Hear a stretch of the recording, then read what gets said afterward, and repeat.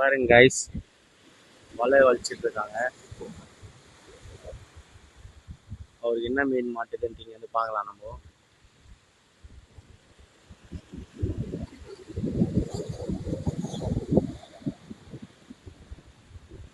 நானும் பார்த்துட்டே தான் இருக்கேன். ரொம்ப நேரமாக வச்சுட்டே தான் இருக்காங்க.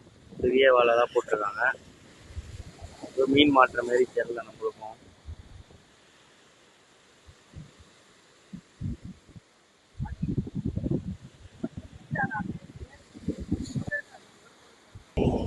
ரொம்ப நேரத்துக்கு அப்புறம் ஒரு நண்டு ஒன்று பிடிச்சிருக்காரு. நான் நண்டு மாட்டினதுல வந்து ரொம்ப இதுதான் அவருக்கு லாஸ் தான்.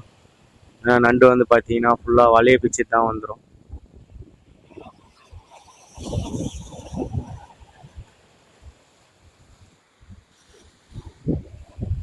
அவ்வளோதான் காய்ச்சி எல்லா வலையும் வலிச்சிட்டாங்க.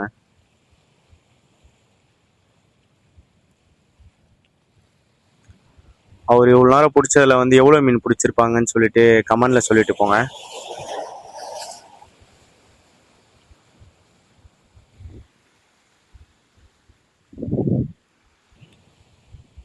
இன்னும் வலை இருக்கு கைஸ். ஒரு பாடு வலை தான் எடுத்திருக்காரு, இன்னும் வலை போட்டிருக்காரு.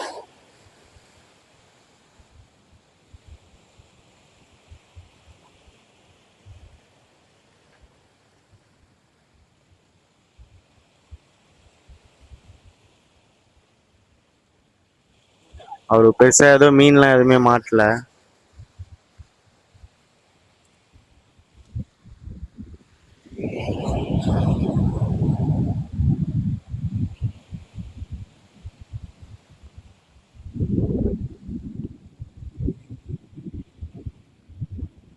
அவ்வளோதாங்க, போயா கிட்டேயே வந்துட்டாரு.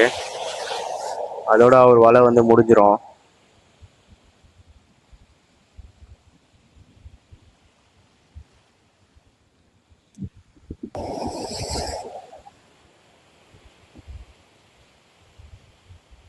அவ்வளோதான், கயிறு வலிச்சிட்டாங்க. கயிறு வலிச்சிட்டாலே போயா கட்டை மேலே மிதக்குது. உங்களுக்கு தெரியுதான்றது தெரில.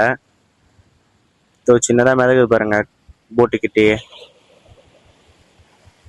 அவ்வளோதான், அதை எடுக்கிறாங்களா? அவ்வளோதான், போயா முடிஞ்சிச்சு. அவர் வலை வந்து பார்த்தீங்கன்னா இங்கேருந்து விட்டுட்டே வந்திருந்தார். இவ்வளோ தூரம் விட்டுட்டு இங்கே வந்து முடிஞ்சிருக்கு அவருடைய வலை. அவர் சுமார் எவ்வளோ மீன் பிடிச்சிருப்பாரு சும்மா நினைக்கிறீங்க நீங்கள்? நான் முடிஞ்சா அவர் கரைக்கு வருவார். கரையில் வந்தோடனே அவர் எவ்வளோ மீன் பிடிச்சிருக்காருன்றத வந்து உங்களுக்கு ஒரு தனியாக ஒரு வீடியோவாக போடுறேன்.